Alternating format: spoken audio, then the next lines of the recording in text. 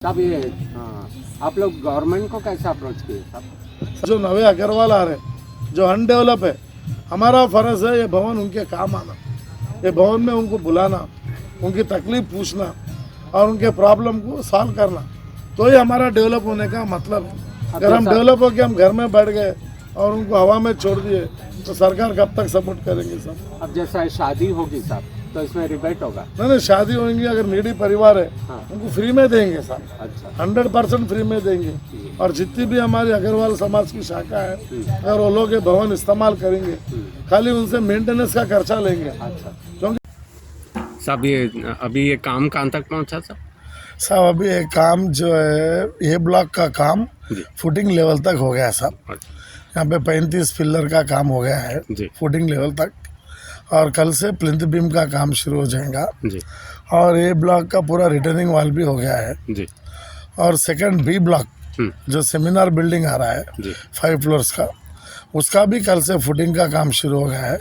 वहाँ पे भी 4 पिलर का काम हो गया है, वहाँ 24 पिलर आ रहे हैं, बाकी के 20 पिलर वो भी नेक्स्ट वीक में ख़त्म कर देंगे साहब। साहब इससे समाज को क्या क्या फ़ायदा हो? समाज को ये फ़ायदा होगा साहब, जैसा अभी हॉस्टल बिल्डिंग बना रहे हैं तो ये ग्राउंड प्लस 6 फ्लोर्स बना रहे साहब। अच्छा, तो 5 फ्लोर में 70 रूम्स आएंगे साहब जी। अभी तो जैसा अभी डिस्ट्रिक्ट से अपने पास बच्चे पढ़ने आ रहे जी तेलंगाना में, और डिस्ट्रिक्ट से पूरे अग्रवाल भाई जितने भी जने हैं पूरे आउट ऑफ तेलंगाना से आए सो है। अभी भी उनके रिलेटिव्स बहुत है और अग्रवाल भाई उनका बिजनेस भी बहुत है यहाँ पे, तो उनके पास बहुत से अग्रवाल भाई बिजनेसमैन बाहर से भी आते हैं, स्टूडेंट्स भी आते हैं, रिलेटिव्स भी आते हैं। तो आजकल तो क्या था साहब, पहले तो पूरा जॉइंट फैमिली का कल्चर था, अभी धीरे धीरे न्यूक्लियर फैमिली का कल्चर हो जा रहा। न्यूक्लियर फैमिली में भी 2 फ्लैट में रह रहे हैं आजकल समझे। तो गेस्ट कोई भी आए तो भाई रिलेटिव्स रहने दो, बिजनेसमैन रहने दो, या कोई भी लड़के पढ़ने को आ रहे तो उनके वास्ते यहाँ पे हॉस्टल रहेगा साहब, बहुत रीजनेबल रेट में रहेगा। और इधर किचन भी रहेगा, किचन में भी शुद्ध शाकाहारी भोजन उनको प्रोवाइड किया जाएगा साहब। ये लड़के और लड़कियों के लिए अलग अलग साहब? हाँ, लड़के और लड़कियों के वास्ते क्या करेंगे साहब, वैसा तो अभी अलग नहीं बना रहे, लेकिन फ्लोर वाइज डिवाइड कर देंगे लगता है उनको फ्यूचर में भाई रिक्वायरमेंट के हिसाब से फ्लोर वाइज। अच्छा क्वेश्चन कर रहे हैं आप, ये हमारे भी मीटिंग में कभी भी कोई भी ऑब्जेक्शन रेज नहीं हुआ इसके बारे में, ये बहुत अच्छा क्वेश्चन है आपका। तो सोचेंगे इसके बारे में आगे कैसा रहता है, क्योंकि लड़कियों को अरेंज करना बोलते तो बहुत रिस्क का काम है साहब। जी सर। लड़कों को जेंट्स को किसको भी कर सकते हैं, विद फैमिली आए तो भी कर सकते हैं, लेकिन अकेली लड़की को रूम देना बोले तो हम भी खाटू में धर्मशाला बनाए, वहाँ पे भी नहीं देते साहब, हम नहीं देते, अकेली लड़की को रूम नहीं देते साहब हम, क्योंकि नहीं पहचानते ना साहब, पहचानते रहे तो अलग बात है, रिस्क नहीं ले सकते। ये आज का कार्यक्रम का संदर्भ क्या है सब? फंड रेजिंग भी है? हाँ, फंड रेजिंग भी है सब, मतलब इतना बड़ा भवन आ रहा ना सब, तो पूरे अग्रवाल भाइयों की एक ईंट लगना है इसमें जी। अभी तो 70 भाइयों की ईंट लगी जी। हाँ, हैदराबाद में तो 10 लाख अग्रवाल है, तो अभी 9,70,999 लोगों की ईंट लगना बाकी है अभी तो सिर्फ 70 लोगों की ईंट लगी साहब। तो इस फंड रेजिंग में आप संतुष्ट है साहब? संतुष्ट है ना साहब, अभी 8 महीने हुए काम शुरू हो के, हमारे को कम से कम 15 करोड़ रुपए का कमिटमेंट आ गया है साहब। जितने भी 70 आदमी है मेरे ट्रस्टियाँ, 15 करोड़ रुपए का कमिटमेंट आ गया है साहब।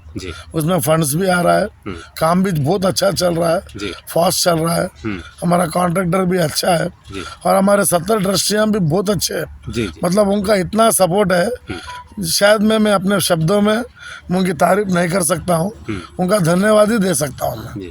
सब किरोड़ी मल जी के बारे में आप? किरोड़ी मल जी हमारे फाउंडर चेयरमैन है साहब, उन्होंने अग्रवाल समाज सहायता ट्रस्ट 2010 में बनाए थे, उनका विजन इतना अच्छा था, उन्होंने 2016 में मेरे को 2010 में मेंबर बना लिए थे उन्होंने 11,000 रुपीज़ के, उसके बाद 2014 में मेरे को अपनी टीम में लिए, और 2016 में मेरे को मैनेजिंग ट्रस्टी बनाए, और उनकी अध्यक्षता में हम लोग निम्स में वेंटिलेटर सेंटर लगाए, वेटिंग हॉल बनाए, और गांधी हॉस्पिटल में डायलिसिस सेंटर लगाए, और उनकी अध्यक्षता में ही ये आत्मा गौरव भवन का ट्रस्ट भी बना। आज उन्होंने हमारे फाइनेंशियल कमेटी के चेयरमैन भी है। थोड़ा कोरोना आने से उनकी हेल्थ डाउन हो गई, लेकिन उनका सहयोग, उनका सपोर्ट 24/7 है हमारे को। जी। ये उनका ही आशीर्वाद है जो हमारा काम इतना अच्छा चल रहा साहब अभी तक। जी।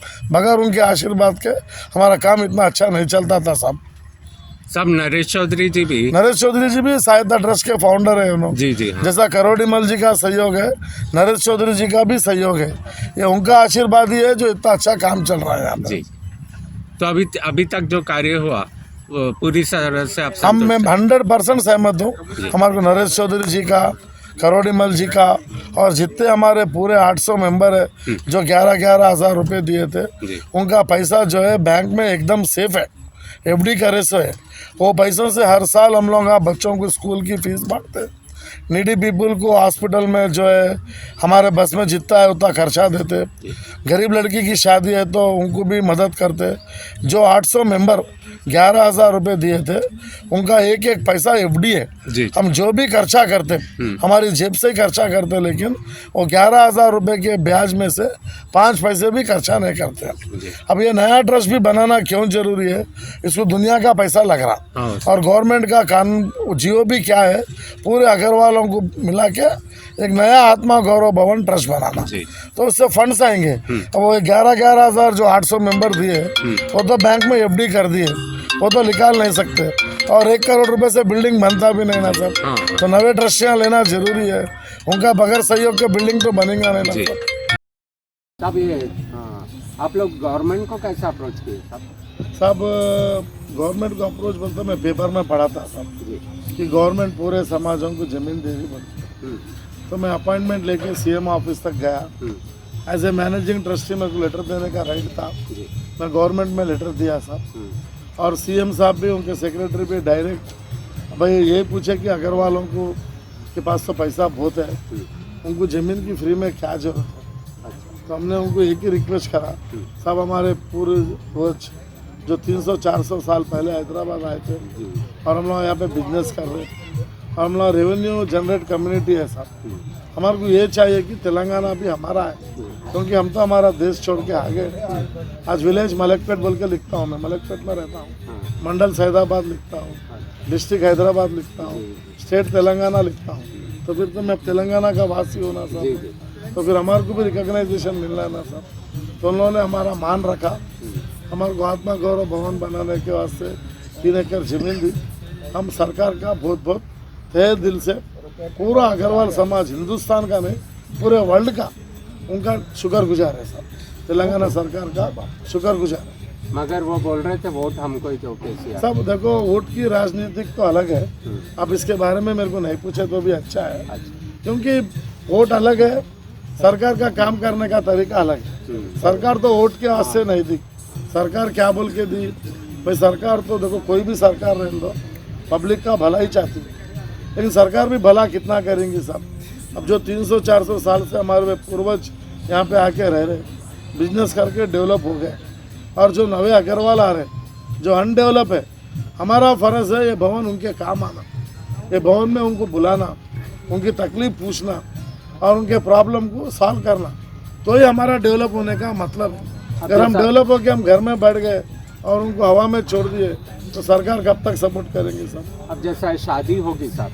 तो इसमें रिबेट होगा। नहीं, शादी होंगी, अगर नीडी परिवार है हाँ। उनको फ्री में देंगे साहब, अच्छा। 100% फ्री में देंगे।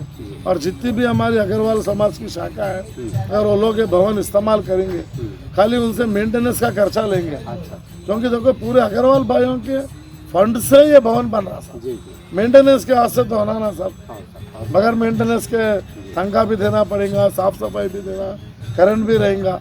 नीडी पीपल को तो 100% सब्सिडी में देंगे सर, और समाज को भी 100% सब्सिडी में देंगे। ये क्रॉकरी वगैरह भी सब्सिडी में। वो देखेंगे ना साहब, अभी तो काम भवन का स्टार्ट हुआ, क्रॉकरी का जब आगे कैसा रहता क्या रहता। तो आप ये बात मानते साहब कि ये टीआरएस सरकार जाते जाते बहुत नहीं, अच्छा कर रही है? आप पॉलिटिकल को नहीं, नको थोड़ा लाओ। एक तो क्योंकि सरकारी नहीं, तरफ से देखो साहब, हाँ। सरकार मिली, टीआरएस पार्टी नहीं दी, तेलंगाना सरकार दी। तो मैं वो सरकार भी हमारे को उतनी इज्जतदार है, ये सरकार भी उतनी इज्जतदार है। जब वो सीएम थे, अब ये सीएम है। सीएम बोले तो पूरी प्रजा का माँ बाप रहता है साहब, जी, जी। चाहे केसीआर साहब रहने दो माँ बाप थे, आज रेवंत रेड्डी साहब है, उन्होंने माँ बाप है।